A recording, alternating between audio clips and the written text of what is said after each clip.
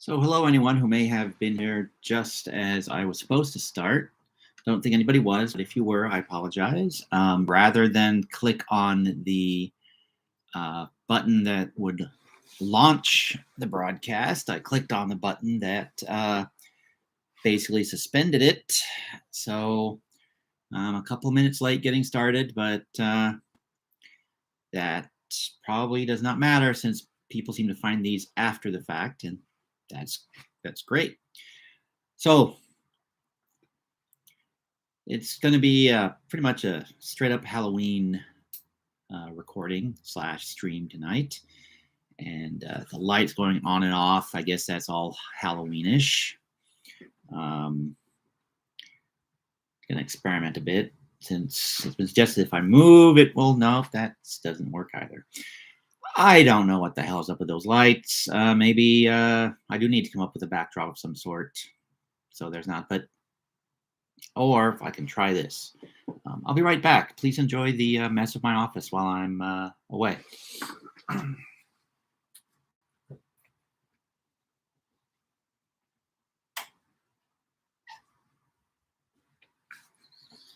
All right. Let's see if that makes a difference. It makes it could be just that light in the back that's causing it to flicker on and off. We'll find out. Anyhow, I'm here because I got a package in the mail, unexpected. I probably pre-ordered this book months and months ago and then just forgot about it. But I got another Junji Ito book. As I think I may have mentioned, Junji Ito is my favorite creator of horror comics. In fact, I would venture that he is the most talented creator of horror comics. I should enunciate a bit once in a while.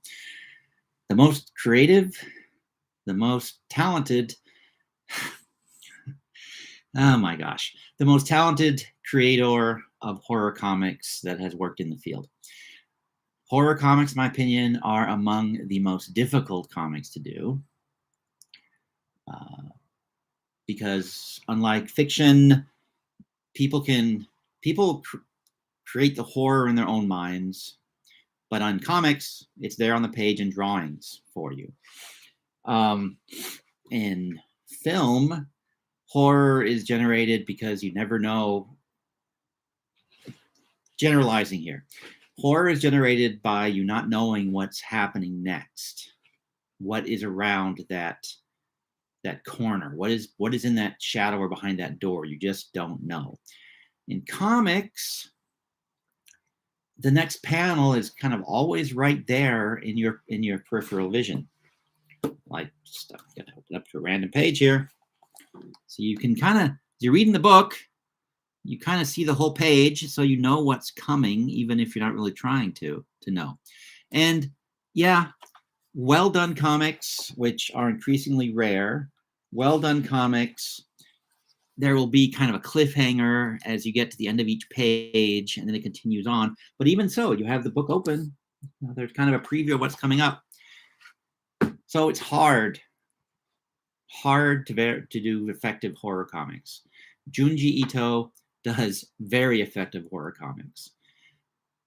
Junji Ito at his worst is better than a lot of famous comic creators at their best. I suspect people that read manga, however that's pronounced, Japanese comics, people who read Japanese comics know who Junji Ito is, I would suspect. You don't read Japanese comics, you may not know who he is, which is unfortunate, because even if you don't like Japanese comics, I think Junji Ito's work will appeal to you if you like horror.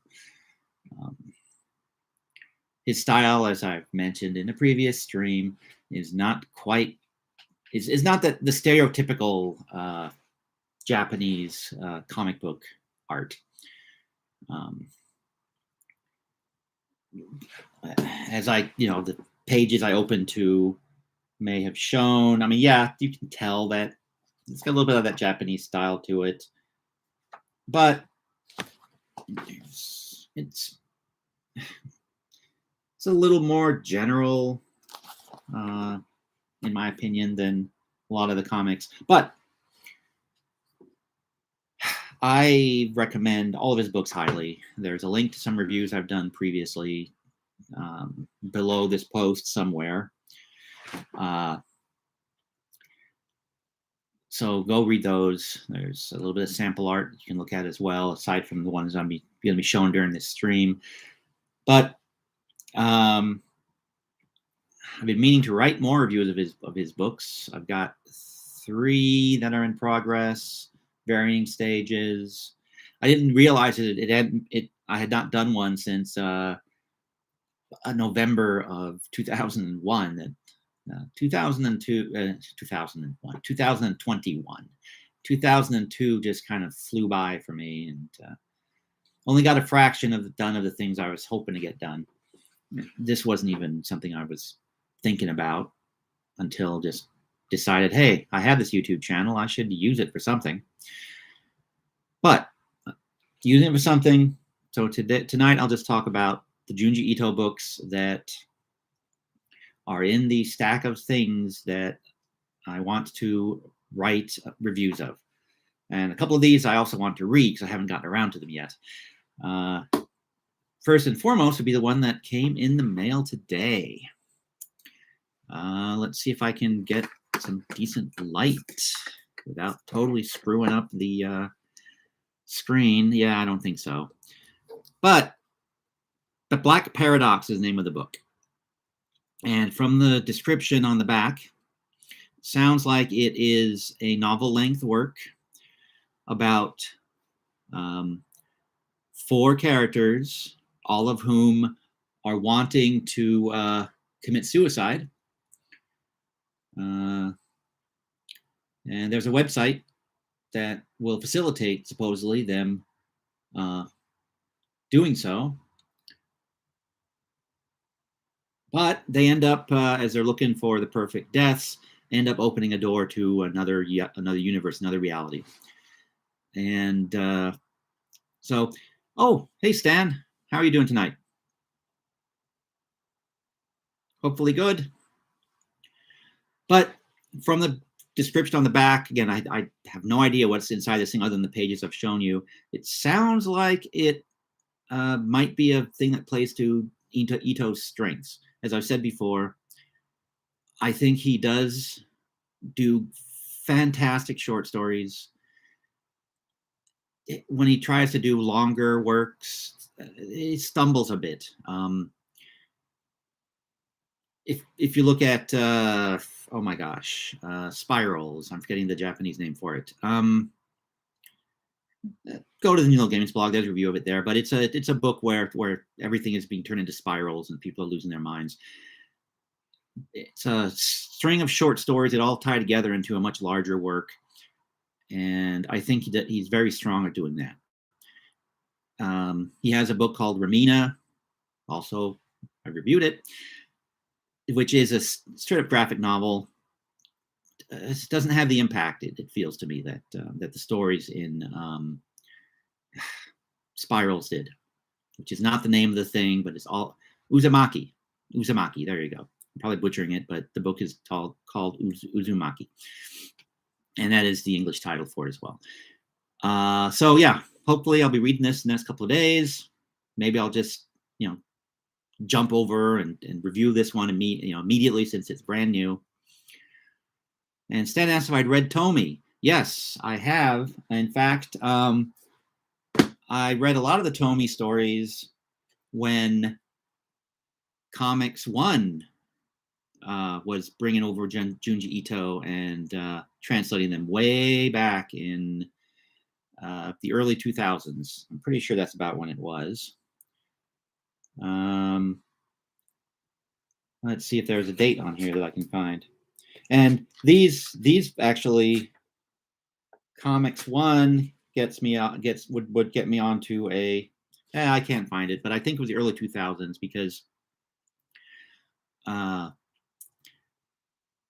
there were many years there where I completely ignored all the various Japanese comics, no matter how good they were, because I had seen Akira, which people had told me was a spectacular film, and I found it to be completely stupid.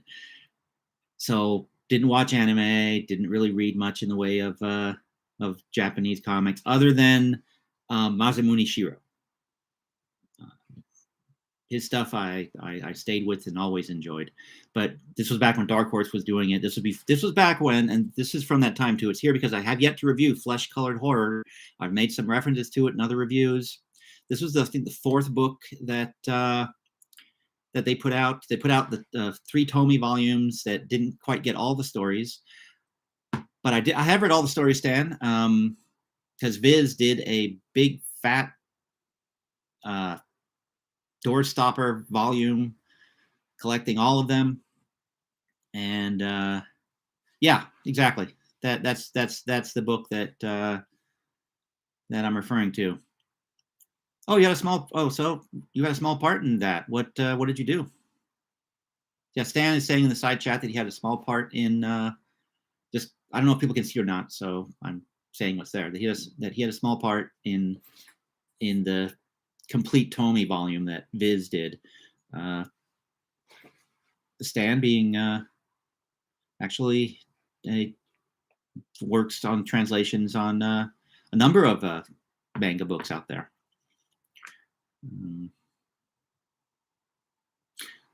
But yeah, so Flesh Colored Horror, I'll have to review that one of these days too, and intend to, because it has some some really good, some really creepy stories. Early Junji Ito, neat stuff. And this is long out of print.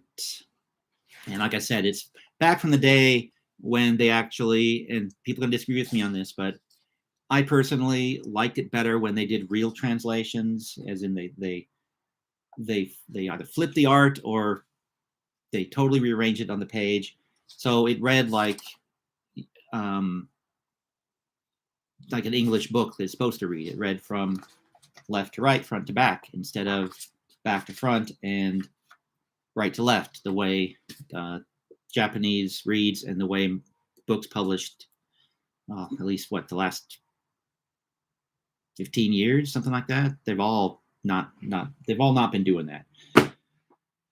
What can you do? I mean, I tried to not buy things, didn't work.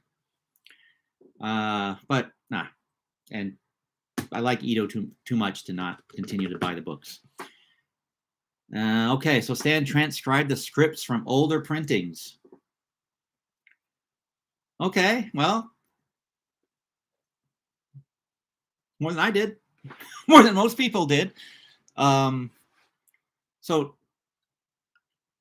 the original 3 volumes from Comics 1, I gave them away to somebody or did something stupid with them. I know I didn't have them anymore, which is one reason why I got the big collection. And that's right, it was not very glamorous to transcribe those scripts, but yes, it was a gig. It pays the bills, keeps you in the business, absolutely.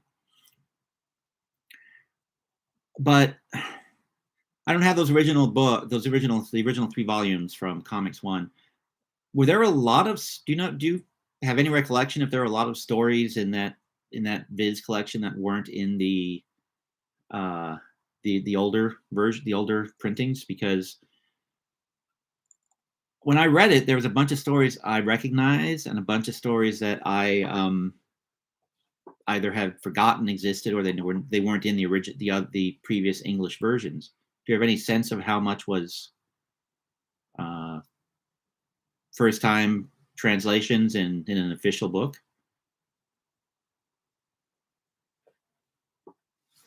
Which is, a little bit off the topic, but it's Junji Ito, and it is fascinating to me. And well, I come on here, I talk about things that fascinate me. yeah, that's probably about right. And some of those were kind of linked stories. So maybe a little higher number, but yeah. And yeah, new in quotation marks because Ito finished with Tomy many years ago. Still his most famous work. Still the one that. What are they up to now? What I think 7 movies based on those comics, maybe more at this point. But yeah, I think there's been at least 7. But speaking of Tomy, a book that has been in my pile that I wanted to get to reviewing is, I think this. No, this is not the one I'm thinking of. This is Fragments of Horror. It's collections of Ito's short stories. And Stan actually gave me a little more Tomy information. That in Japan, the Tomy stories were originally published by different publishers, so collecting them in one book was tough. Yeah, actually, I remember text pieces where he's talking about the various magazines that he was drawing for and writing for early on. So were there rights issues? Are you aware of some with some of these stories, or is it just that there's? Well, I guess there would have been foreign rights issues maybe that still would have been held by someone, and then they had to wait for those to expire to collect them, I suppose. Because I have a random book here. Let me look in it and see whether,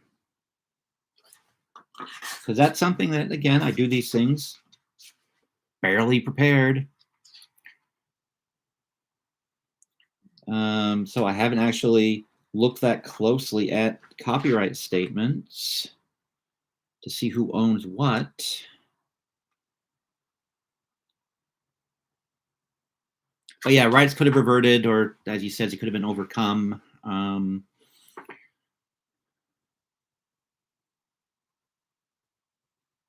Okay. I'll have to go back and look at that. Yeah, I have it. It's back on the shelf.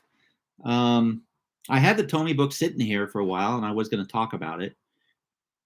Maybe I didn't. I'm just forgetting. But when I got the new book, I said, "Hey, let's talk about the things that I haven't written about yet, and I have some of them I haven't really read, or I've read them so long ago I've forgotten really what's in them." Like this one, I remember going, "Wow, yep, this proves Junji Ito does great short stories, and it needs to be reviewed at some point." But I don't think I even started reviewing this one. It's basically this one. He stopped doing horror comics for a while. Got tired of the genre. I guess maybe ran out of ideas for horror. And these were some of the stories, according to the essay he has in here and the back cover copy. These are some of the stories that he did once he returned to doing horror comics. In between, I think the Frankenstein adaptation that he did which is excellent. It's one I've already reviewed, but I think that was in the I'm not doing horror period. I could be misremembering, but definitely the short stories about his cats. Those were done in the not horror period, and that's also a very fun book and very well done.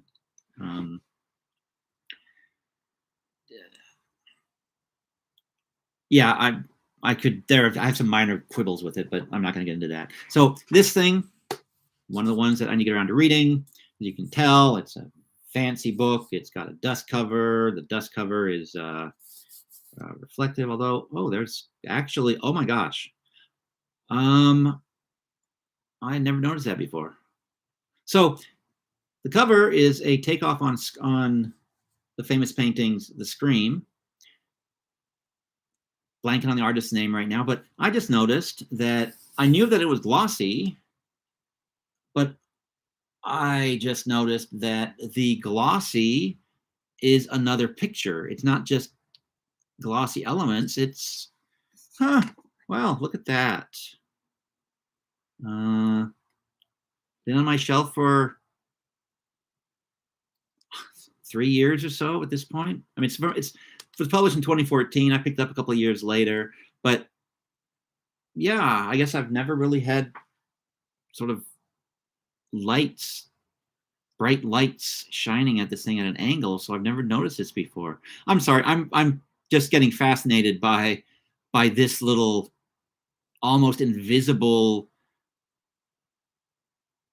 It again, it captures it ties in perfectly with what's going on in this picture. You've got, just said, looks like a little bit like the screen, but the bridge, there's eyeballs that make up the bridge lines, and you've got fragments of horror, sort of. Well, I guess it's not backwards. It's backwards because that's what I'm seeing. I'm looking at the screen here, but fragments of horror is kind of shadowed. So yeah, to have a hidden image over the image, that is very cool. Looks like it's a collage of images, actually, which then makes me wonder. Ah, yes, okay.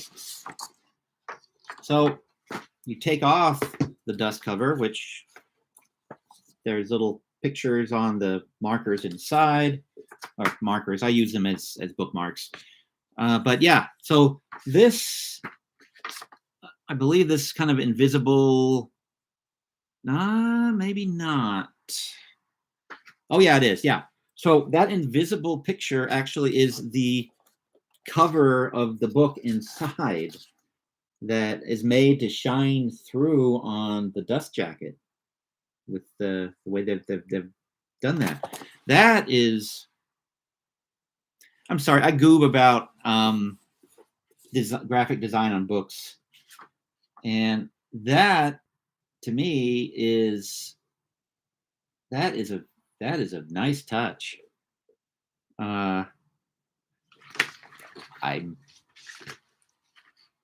It's a nice touch that I would think a lot of people never actually notice.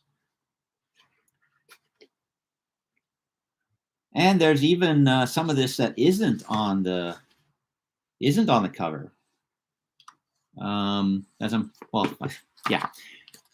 So I can't hold it. I'm holding it off to my off to the side. But yeah, there's some images here. There's like a demon with a spear that is not even on the on the inside of the book, or the actual book. And yes, as Stan says, that's some fancy spot gloss. Yeah. Yeah, I mean, this is like when I went on about the graphic design on the Destiny New York books, where I realized, wait, you can they all have the same basic design. Somebody actually put thought into it. This, gosh, now I have 2 books I want to put on the top of the pile to write reviews of, but I still should probably focus on the one that just came out today, or will be coming out today or Friday, whenever. Maybe, yeah, I don't know what the actual release date was. I got it in the mail today.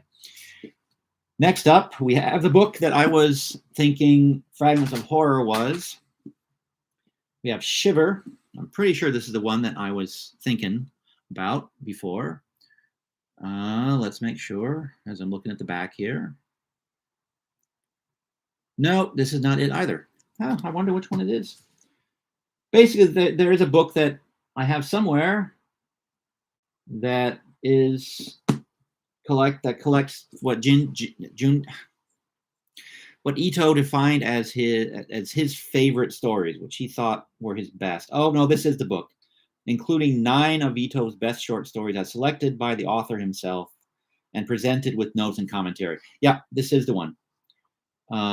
This actually has this contains a story in here that is one of my personal all-time favorite Ito stories. It is about a wealthy family that turns themselves into puppets, basically, or a guy that turns his family into puppets. But they're going to have to be wealthy to live the way that they do here in the story. So, but yeah, basically a pair of teenagers go to visit their friend they haven't seen in years. They get to his house and discovers that they are now living as puppets. It's sort of a, I don't know how well you guys can see that. But yeah, it's beautifully illustrated. It's perfectly paced. It is weird. It is creepy. It just has all of what makes Junji Ito Junji Ito. The one thing I guess isn't there is he. A lot of the stories have what they call body horror in it, where people get transformed in strange, bizarre ways. Another, because I can't really talk about much about these stories because you say too much about what goes on in them and you kind of ruin them. It's the same comment to make about a lot of the short horror films I review. Say, the more I talk about this, the more I'm going to spoil it for you. So I'm just going to say this is great. You really do need to look at this. But this book, this actually, yeah, I can see why he'd say these are some of his personal favorites, because these are very, very, very good stories.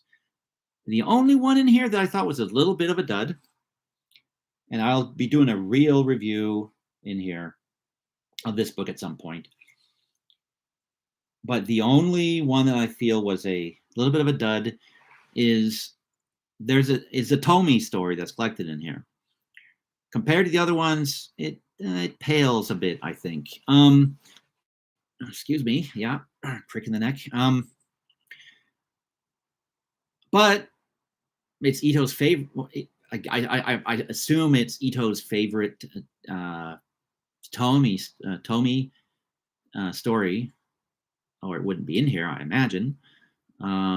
So who am I to dump on the actual author's favorite story featuring a character?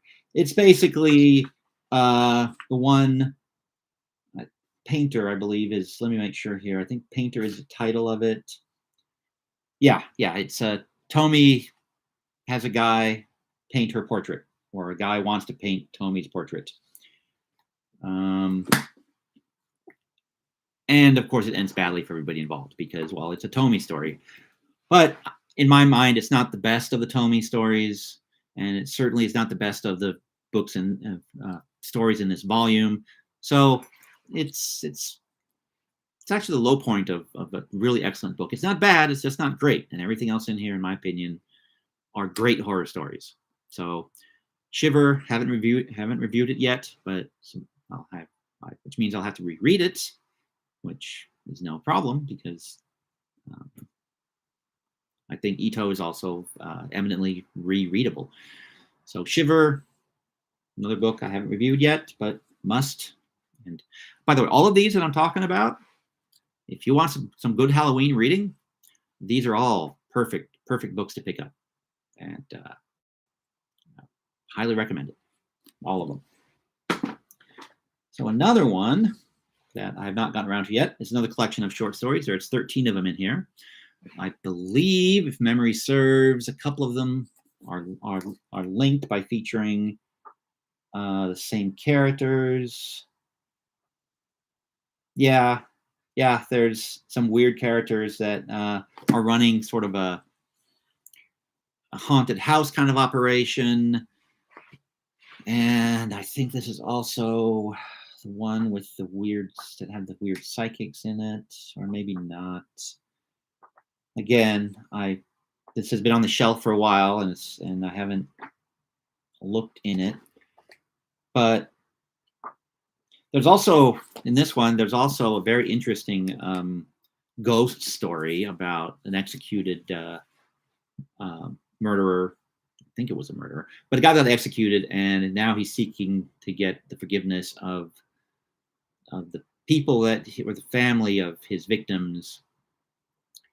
So it keeps showing up, and they keep having to deal with him, and it is very spooky, and it's also a bit gross. A lot of, like I said, there's body horror in Ito stories. There's a lot of slimy creatures that spatter everywhere when you stomp on them or smash them. But in this case, the smashed refers to a story that involves rare plants from the Amazon jungle, alien plants actually. Again, I don't want to say too much about any of these stories because it does ruin them. But like many of Ito's stories, both in other volume talked about and in this volume, they swing easily from funny to horrific, from just very quiet, depressive psychological horror to blood and guts and splatter everywhere. Just great stuff if you're looking for some good horror stories. So this one, we'll review that at some point in the future. I've been saying that for at least a year though. But this is one of the ones I think I've got the review started. I just need to finish it because short story anthologies and even films that are anthologies, they're some, to me at least, they're some of the most difficult reviews to write because if all the stories are good, I want to talk a little bit about all these good stories. So I get myself bogged down in, okay, what can I talk about without ruining it, especially with these kinds of stories? And I think I might be losing the signal. So maybe there's a lot of pixelation going on. I don't know. I just noticed my internet signal bar just dropped to 0 up above. So sorry, the ghosts apparently don't want their secrets revealed. They're trying to stop me again. Only 2 more books to go, and I'm at about half an hour, which is kind of where I try to target these things. But one that came out, I believe, earlier this year, Deserter is the name of the book and the name of one of the stories in here, which when I first read it, I was going, it's not as good as some of his others. It's a period piece set about a decade after 1945, or the end of World War II. And it deals with a family that was giving shelter to a deserter from the Japanese army. Another story that I can't give too much away about without ruining it, but it is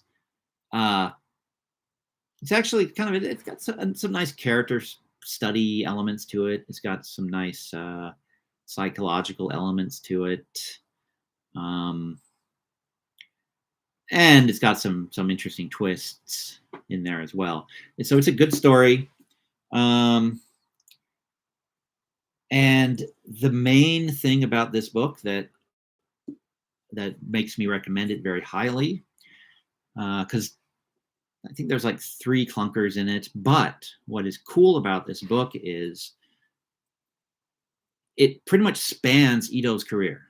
So it goes from his very earliest work. Tomi was, I believe, the very first published story that he did, or maybe the second, but some of the very earliest stories that he did are in here, and there's about a dozen of them. Let's see. Pardon me while I count. 1, 2, 3, 4, 5, 6, 7, 8, 9, 10, 11. 1, 2, 3, 4, 5, 6, 7, 8, 9, 10, 11, 12. Yes, there's 12 stories.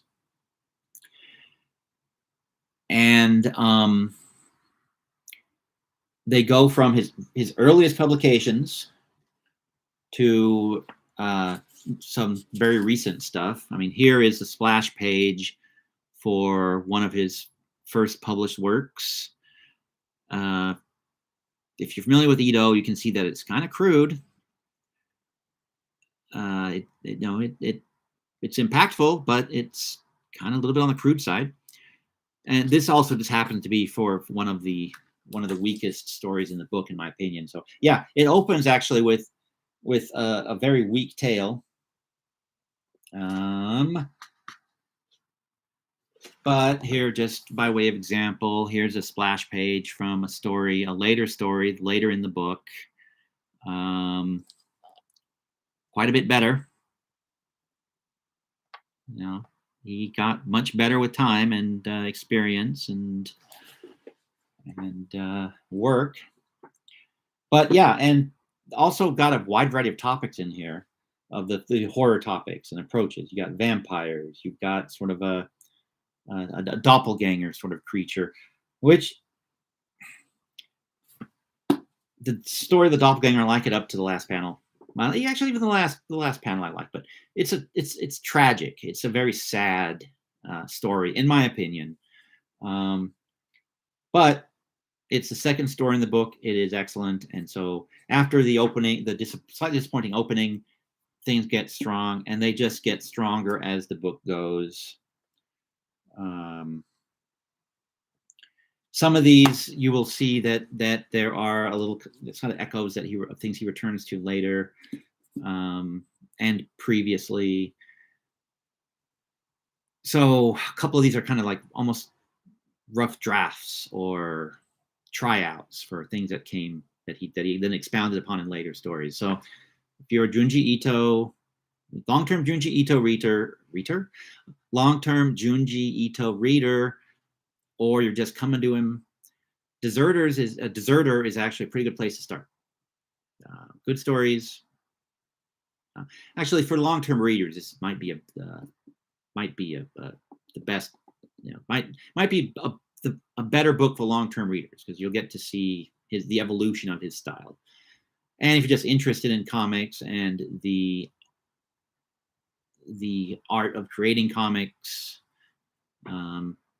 this is also a good book to have because you'll see the evolution of an artist and his styles. We'll have to do a real review of this at one point too. And the last one in the pile is one that came out a few months ago. And no, this is not the one I thought it was. Okay. Well, close enough. It has another fancy dust jacket on it. Yeah, I was actually a little surprised, given how many of these have dust jackets, that the most recent book that started this whole notion doesn't have a dust jacket, just has a cover. I mean, it's a nice cover. It's kind of a clever cover because you get characters that are going through weird dimensions, and then you've got the letters of Ito's name and the title arranged oddly on the cover. So anyhow, yeah, no dust jacket on that one. But this one this volume is titled The Liminal Zone. And it is a collection, I think, of 6 stories, if memory serves. Table of content, 1, 2, 3, 4. 4 stories. Okay, there's 4 stories, and then Ito has an afterword in here.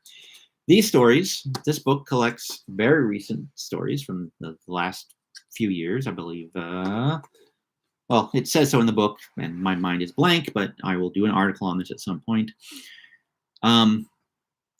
These were stories that were done for online.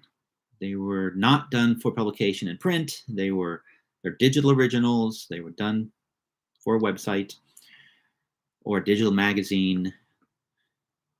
So he didn't have the limitations that you usually have when you're working with print media.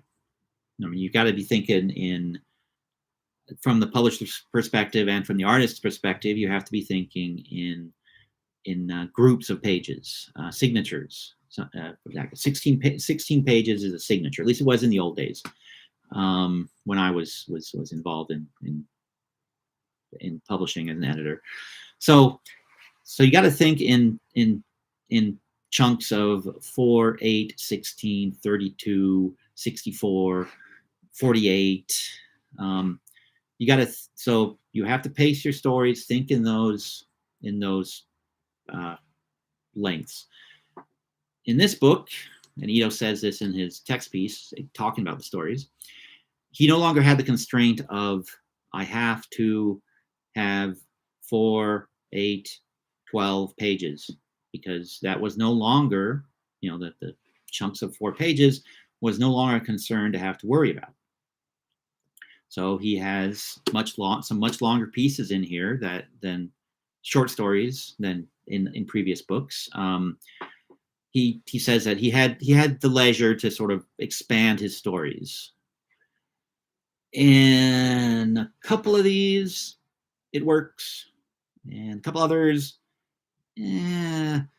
maybe he would have been better off if he had been constrained just a tiny bit, because they sputter a bit here and there. And he even says that in the text piece in here. And I don't think he's being the sort of humble Japanese creator that you see in a lot of text pieces. I think he's actually, it sounds like he's evaluating his work honestly. And he even sort of says that some of them work, some of them don't. In my estimation, a couple of stories that really worked was a story called Weeping Woman Way, which basically there's a village of women who hire themselves out to cry at funerals. And there is this girl that visits there by chance, and that triggers something in her that basically she's the heir to the legacy of the greatest weeper ever. And so she starts weeping and can't stop weeping. And so the story, it sounds silly, but it's actually it's a pretty creepy little story, especially the end. Madonna is actually, again, I think Madonna is one of Ito's best stories. I can see that there might be some points where he would have cut some things out if he had space constraints. I'm in two minds as to whether that would have been good or bad, but Madonna, a girl transfers to a religious school, a Catholic school, sort of. Has a real creepy priest running it. It's got a slightly deranged wife that manages it with him.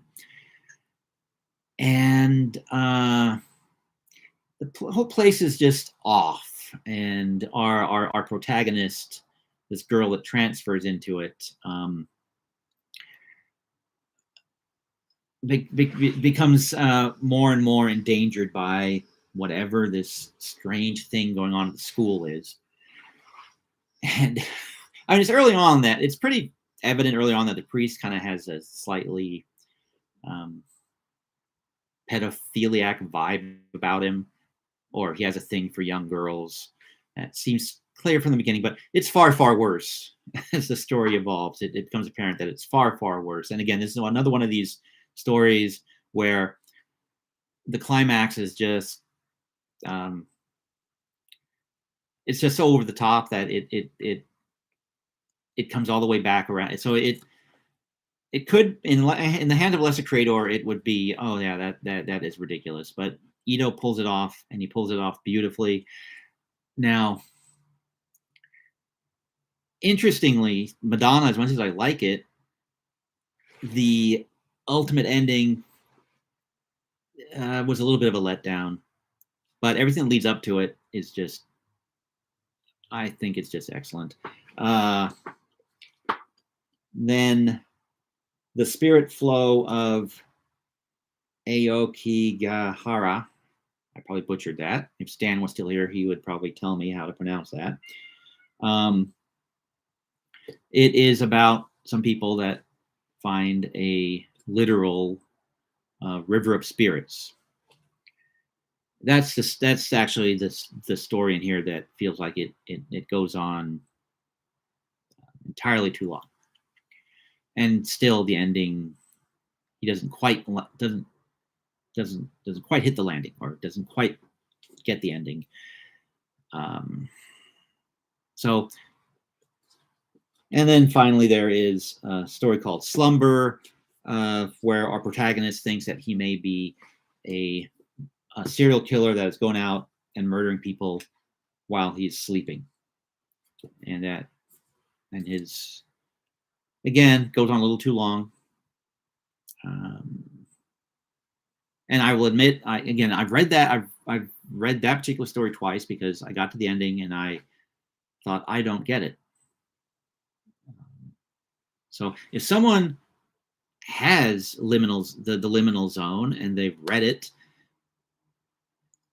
I would love you to. I would love to have you, or I'd love to have someone explain the ending of Slumber to me, because I do not get the last couple of pages.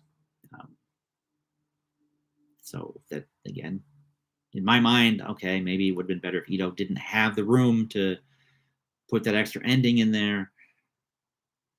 Or maybe, as I said, I just don't get it. So yeah, if someone has read it, please let me know if you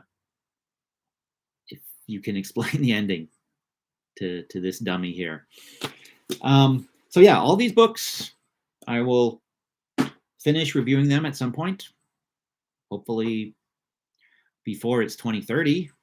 But I also have a whole bunch of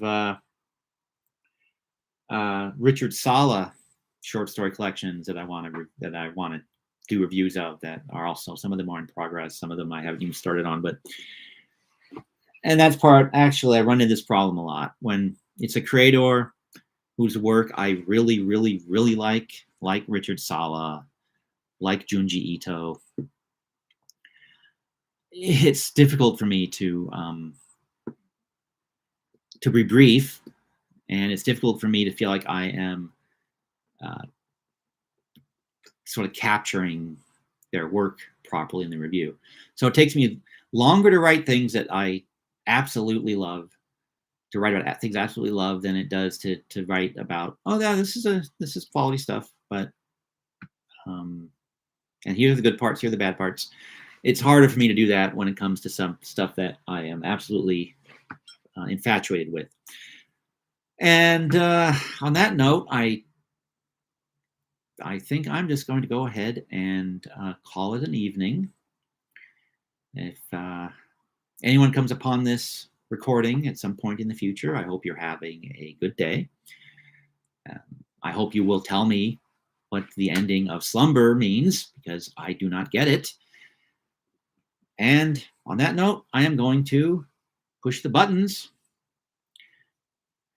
and continuing with the thought that someday I'll figure out a way to end these things without, because there's this little arrow. I don't know what the arrow does. I'm afraid to push it. You know what? I'm going to be like a Junji Ito character, and I'm just going to jump into the, let the spirals consume me, jump into the ring of fire, go into the haunted house and see what's in there. I'm going to see what this arrow does. And if it shuts me off immediately, great. If it does something weird, well, you'll see me looking at the screen stupidly until I, turn it back. So there's an arrow. I'm going to push it. Let's see what happens. Keep me in your prayers. Okay, so here's what happened. Oh my gosh. I think this is an easier way for me to share these live streams to various platforms. So yeah, I'm now playing with the computer. So, oh yeah, okay, yeah, that's it. That's what it is. I have been, putting up little posts that say, "Hey, I'm gonna go live on YouTube. Come visit me." This will let me actually put the links up after I've started. Let's test that. This is a test. What happens? But yeah, you probably should just go ahead and, you know, I probably shouldn't be doing this because I understand that if people don't watch the video, there's too much stuff that they don't watch, then YouTube doesn't love me and I get bad rankings. And what the heck just happened here? Okay, so let's see if I go to my page and I refresh it. Okay, I'm not stream. Well, it tells me I'm live. Oh, there we go. Yeah, now I'm live. I see the side of my fat head. So let's turn down the volume, and I will hop over to Facebook, and let's see what Facebook has to offer. Yeah, I was hoping it drinks me out of that bottle, but I'm so busy talking. I don't think I've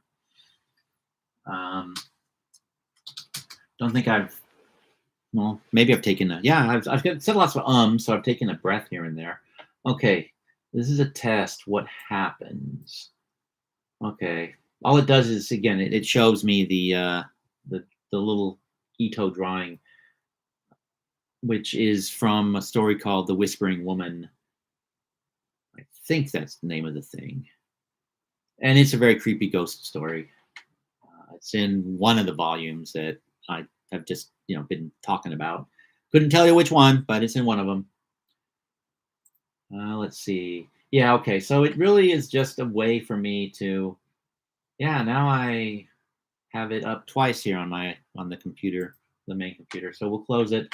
So anyhow, that is just a way for me to, once, if I decide, hey, I want to share this stream, I can do it in midstream. Haha. But it's not anything out of what I already am doing, I don't think. Well, I can share it to Reddit. I can share it to Pinterest. Oh, that's interesting.